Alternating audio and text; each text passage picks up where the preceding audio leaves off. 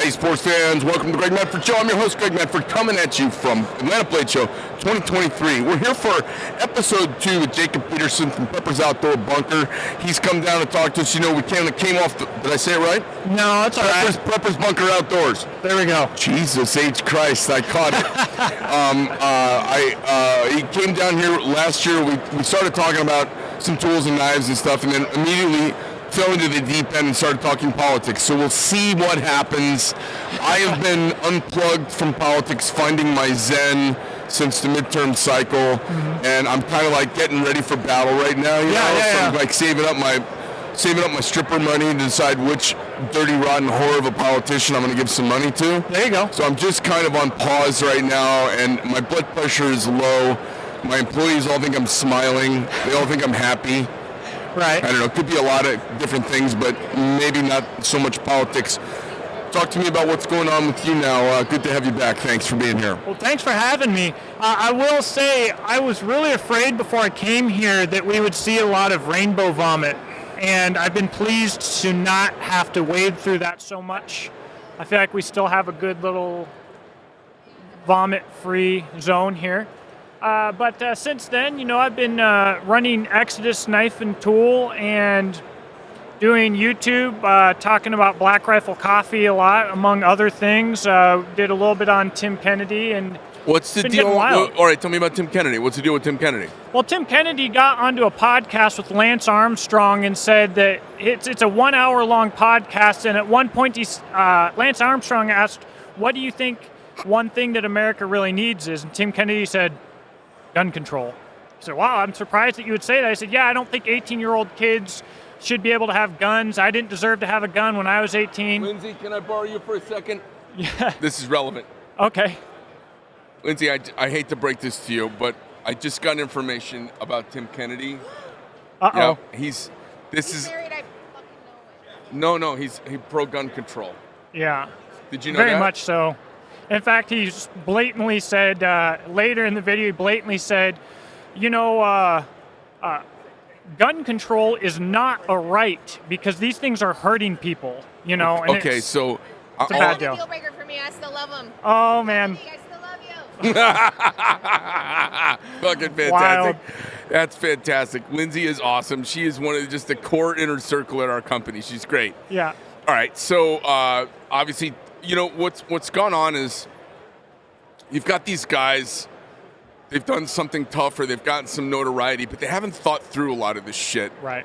It's like actors who get famous and they've been reading lines and getting roles and doing well, but they haven't, then they start talking about stuff and they haven't thought it through. Right.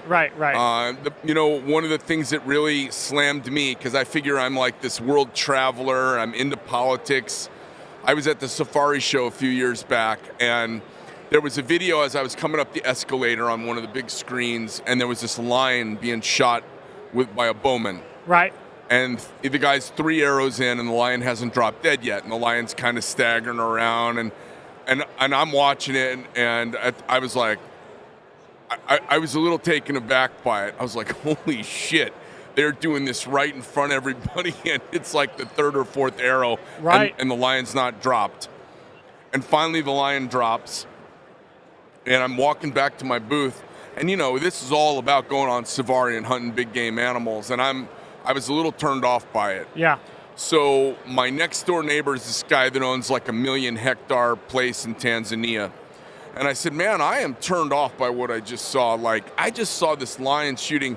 And he says, Greg, what you don't understand, because the greenies have lost their minds in America, is if it pays, it stays in Africa. And so that lion, he's older than 7 years with a mane like that. And now he's paid for the tribe to live, because I've got to pay off for a water buffalo being eaten by a lion that belongs to a tribe. And I've got to pay for acacia trees torn down by elephant herds.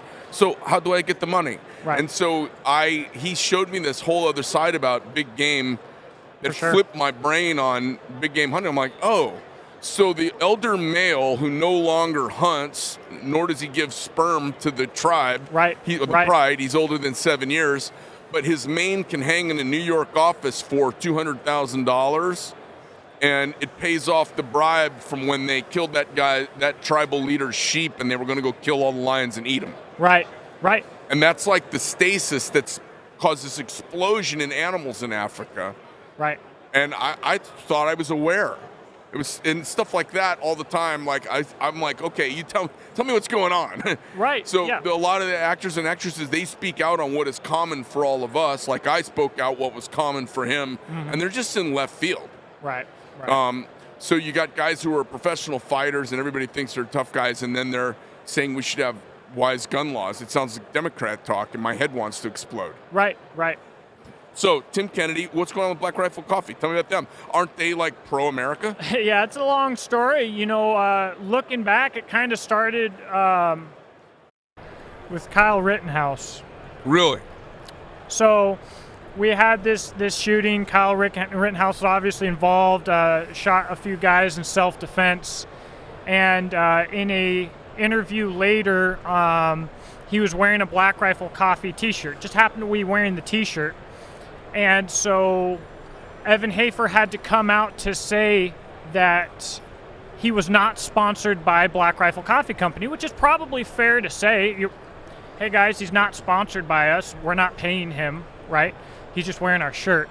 But Evan Hafer went on to elaborate that they don't make money on tragedy, that it was a tragedy, that that not only do they not want to make money on tragedy, but they don't fund any kind of advocacy. Of course, at the exact same time, they were funding an advocacy thing for a Marine who shot a drunk guy at a strip club, like at the same time on their Coffee or Die podcast. They're raising money for that. But they came back and they kept doubling down on not supporting Rittenhouse until he was judged as not guilty. But what that led to was people looking into their political donations, and then you start realizing Evan Hafer donated to Obama. The multiple people at the head of the company were donating to Democrats. Their party fund donated to the Biden Victory Fund after that. And then now that they're incorporated, George Munoz was on Biden's political campaign team. He was one of the head guys in Chicago, politicians in Chicago, is running their board of directors, running their company. They're ran by commies, and their money's going to Democrats. You know what I mean? But they're making all of this money getting Black Rifle Coffee into gas stations to fight against Starbucks to give that money to the blue party. It's a bad deal overall. So it's disingenuous. They've hijacked our patriotic senses with their rifle name, and the money's going to a bunch of libtards. Right, absolutely, and the thing is, they always advertise how much they're doing for veterans, but they're only doing enough for veterans to advertise that they're doing something for veterans. They're using veterans. They're not helping veterans. Right. You know what I mean? And are all the original guys out of that company? No. So Evan Hafer's still the CEO. The Matt Best was also a co-owner, and Jared Taylor. Jared Taylor, who I talked back and forth with throughout this thing quite a bit, he's the only person out of this group that you could actually communicate with. But, it went back and forth. All the big names on YouTube wanted to cover it. Most of them would simp for Black Rifle Coffee and somehow had Evan Hafer on their phone list and would talk about how they just called him, talked to him, stuff like that. It's really when the Brandon Roper case broke and became public on wowwow.org, I think that people realized, there's nothing to defend here. When Evan Hafer goes up to his employee, locks the door, and pulls his wiener out, puts it in his face, and is like, well, I didn't know anything about that. Forcing him. It's on WowWow. The whole court case, it's all public. It's all public info. You can see the original court documents. What are we talking about? What happened? So, man, so much happened. Give me the real quick. Real quick, Black Rifle Coffee paid him off and paid off who? Paid off Roper and settled out of court. And they had tried to do this twice before. They always write into the clause that he will agree to support Black Rifle Coffee in any future litigations. So now they say that they're friends again after they settled out of court. And what was settled over what? They were being sued for wrongful termination in employment and all of the stuff that happened while he was employed with them. Oh, okay. I don't know who that. I mean, people get terminated and start up crazy lawsuits all the time. I don't know anything about that, but I mean, obviously you read through a bunch of court stuff that I'm not privy to. Yeah, it's pretty wild. It's pretty wild. Like, it's uncomfortable. I understand military humor, coming from the military myself, coming from deployment myself. We had a lot of off-color humor, but typically your off-color humor that's really off-color is with your friends. Right. If you hate a guy, there's a lot of things that you're not going to go do, especially in an authoritative position. Like, I would have had to fight Evan Hafer if he did half of these things, whether he's my boss or not. But it sounds like there was some childish locker room antics that were going on. Was it more than that? A little more than that. Yeah. Okay. Yeah. Okay. Yeah, well, all right. Well, we'll let that go since we don't have the time to litigate that here. Yeah. Tell me what you're working on through your site and what you're up to now.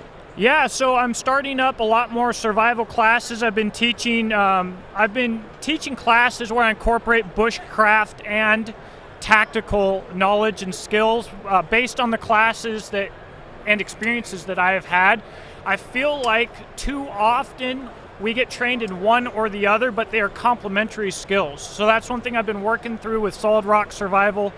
And where do you do this training at? This is Central Kentucky. I do a bit of traveling. I'll be going out here to Atlanta this fall. I'll be going down to Texas a little bit later, but mostly we're talking Mammoth Cave area in Kentucky. Okay, and where does somebody, if somebody wants to do this kind of heavy survival, this kind of training, where do they find out about it?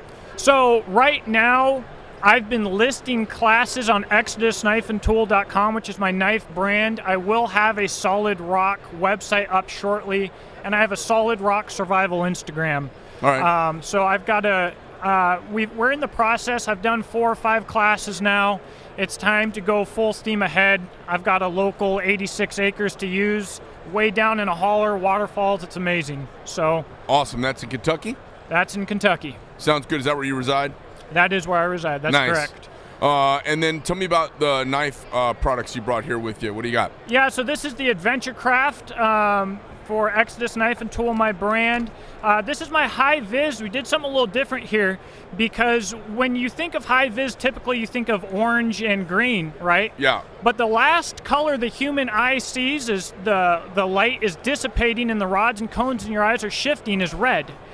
And there's a lot less red and white together in the woods than there is bright green and orange.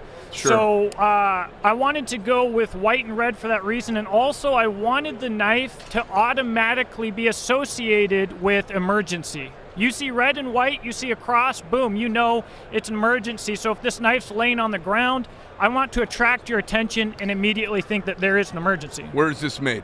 This is made in Fremont, Michigan, up there by White River Knife and Tool. Great. You mind if I open this one up? Absolutely. That's my new Noviz. So we went with a Cerakote over the entire thing.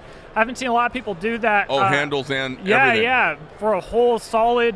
This reminds me of a Jeep that's been bedlinered all over. Exactly. That's Pretty cool. exactly it. It doesn't reflect. I actually beat on these handles of the rock a lot because I was concerned about how well Cerakote would adhere to micarta. Yeah. Did fantastic, but these are meant to be a serious, non-reflective option. We've got, I wanted to have a serious non-reflective option and then a serious high visibility option, both ends of the spectrum, and I've got a model that fits right in between as well. But cool. Where does somebody find these if they want to get them? ExodusKnifeandTool.com. ExodusKnifeandTool.com. You've got them in stock now? I do. All right, awesome. How often do you make them? I get about 2 drops a year. Okay. So we're still growing, and my goal is to always have my standard knives in stock. I've been having a hard time with that. I keep getting more and more knives, and I keep selling them all in a couple weeks. So nice. But well, we're in stock now. Congrats to your success on that. Is there anything else you want to tell us about? No, man, I really appreciate you getting me on the channel, and I really appreciate getting off topic a little bit. It's really a good time. Fuck it, man. You might as well. America, listen, Absolutely. You don't have to agree with us, but you gotta, you don't even have to listen. You can turn the shit off. But what you gotta do is not be an asshole because you disagree with people. I meet dirty, rotten commies all the time, and I can actually have a good time, and they're fellow Americans, and I kind of chuckle about it. Now, if they want to talk with me and if they want to have a real talk, I'll have a real talk. Right. But if they just want to like have a beer and hang out and talk, I can do that too. Right. People have lost their goddamn minds. I got my first heckler in almost 15 years today. Really? Yeah, the guy just totally motherfucked me out in line while I was giving out free stuff and giving knives to kids and stuff. The guy just motherfucked me. He did it while he was backing up like I was going to come at him or something. It was kind of hilarious. And he made himself out to be a jerk. And I guess if you don't know your dad's last name, I guess that's how you behave. But it was really funny. And it just made me think, like, I think lefties, if you can strip away your right wing, which I'm extremely, lefties have a good point on a lot of things. Their solution is wrong, but they have a good observation. Right. And if we're not honest about that, we just think they're stupid. Right. I just think their solution is incorrect, but I do like, oh, your observation is right. Right. Like, trans kids should not have to live in fear. Right. Okay? Right. Gay people should not have to live in fear. Absolutely true. Your solution is retarded. Right. Absolutely. But Absolutely. I agree on the premise. And if we agree that they're on the premise, all of a sudden I'm not too far away from them. They're not so far away from me. They're just maybe they think I'm wrong-headed. I've got history to back me up. They think they're right-headed, and big government has just killed, billions of people. So so they can't win the argument. But it just because their solution is wrong-headed, they haven't read enough, they don't know enough, but it allows me to not hate them. We can have a beer and it's okay. Right. They need to do the same thing. Like, we're not retarded. We're thoughtful on this shit, and we love our country, and we see problems. You're talking today a lot about hypocrisy, about people using stolen valor, people using veteranism to merchandise, and I fucking hate that shit. So I kind of see where you're coming from, and there's that transition that goes from being a group of guys who are jumping off of helicopters waving their dicks around with strippers into being turned into a corporate thing. It's a whole different animal. Yeah. Well, appreciate you coming on. Thanks for being here. Thank you for having me. It's been a great time, and I look forward to it every year. Awesome. All right, guys, that's the show. 2023, Atlanta Plates You. You can find us at The Greg Medford Show, iTunes, Spotify, Rumble, YouTube, Instafuck. We're all over the place. I'm out.